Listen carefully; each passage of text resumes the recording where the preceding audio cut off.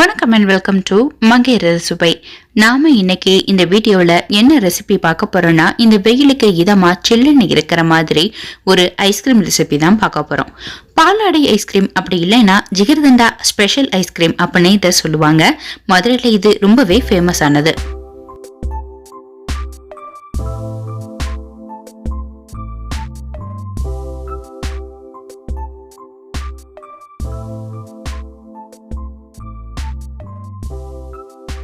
வாங்க வீடியோக்குள்ள போலாம். நான் இன்னைக்கு இந்த ஐஸ்கிரீம் செய்யறதுக்கு 1 லிட்டர் அளவு கொழுப்பு நீக்கப்படாத பால் எடுத்திருக்கேன். இந்த பாலை அடிக்கனமா இருக்கிற பாத்திரம் அப்படி இல்லைன்னா நான்ஸ்டிக் பேன்ல எடுத்துக்கோங்க. அப்பதான் நம்ம ஐஸ்கிரீம் செய்யும் போது அடிப்பிடிக்காம இருக்கும். இந்த பாலை நல்லா கொதிக்க விடலாம். பால் 1 லிட்டர்ல இருந்து 1/2 லிட்டர் அளவுக்கு பாதியா குறையணும். அந்த அளவுக்கு இதை காய்ச்சிக்கலாம். இடையில வர்ற இந்த ஆடைகளையும் எடுத்து அதனுள்ளேயே போட்டுடுங்க. அடிப்பிடிக்காம பார்த்துக்கோங்க. அடுப்பை ஹை ஸ்பீட்ல வச்சு நீங்க செஞ்சீங்கன்னா வேகமாவே பால் வத்த ஆரம்பிச்சிரும். ஆனா அடிக்கடி கிண்டி விட்டுட்டே இருங்க. இப்போ பால் 1/2 லிட்டர் அளவா குறைஞ்சிருச்சு. இதுல 1/2 கப் அளவு சீனி சேர்த்துக்கலாம். 3 ஸ்பூன் அளவு பால் கோவா எடுத்துக்கலாம். பால் கோவா எப்படி செய்யறது அப்படின்னு நான் வீடியோ அப்லோட் பண்ணியிருக்கேன். உங்களுக்கு வேணும்னா லிங்கை டிஸ்கிரிப்ஷன் பாக்ஸ்ல கொடுக்குறேன், போய் செக் பண்ணிக்கோங்க. இந்த பால் கோவா இந்த பால்ல நல்லா கரையணும். அந்த அளவுக்கு நல்லா கரைச்சி விட்டுக்கோங்க.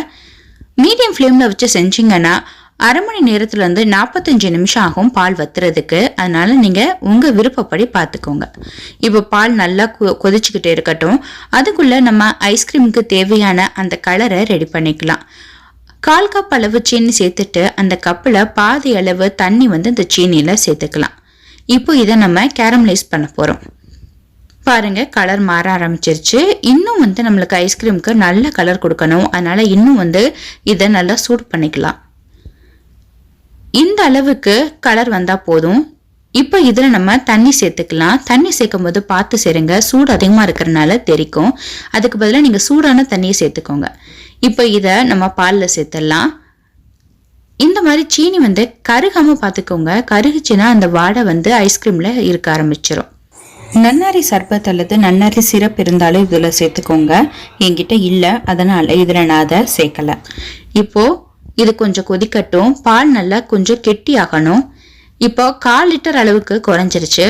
இப்போ அடுப்பை ஆஃப் பண்ணிடலாம். ஆறுனதுக்கு அப்புறம் நான் காமிக்கிறேன் பால் எந்த அளவுல இருக்குன்னு. இப்போ எடுத்து காமிக்கிறேன். இந்த மாதிரி திறனையா இருக்கணும். இப்போ நல்லா ஆறுனதுக்கு அப்புறமா இதை ஒரு மிக்சர் ஜார்ல போட்டு நம்ம அரைச்சிக்கலாம்.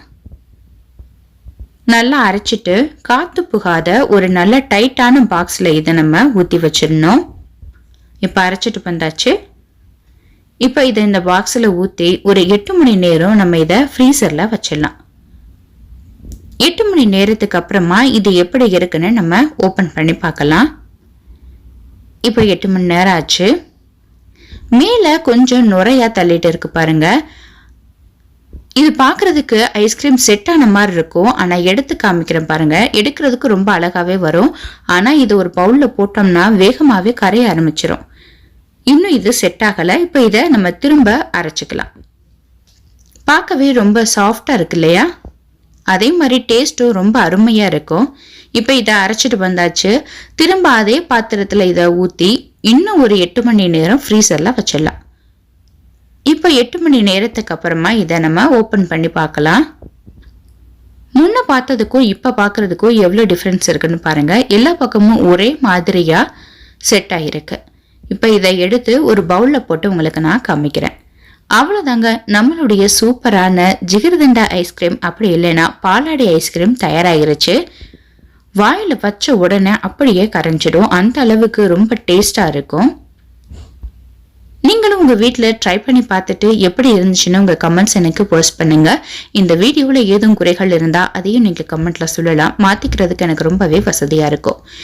இந்த வீடியோ பிடிச்சிருந்தா லைக் பண்ணுங்க, கமெண்ட் பண்ணுங்க, உங்க ஃப்ரெண்ட்ஸுக்கும் இந்த வீடியோவை ஷேர் பண்ணுங்க.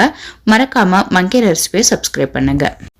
இத்துடன் உங்களிடமிருந்து விடைபெறுவது நந்தினி பாலகிருஷ்ணன். நன்றி, வணக்கம்.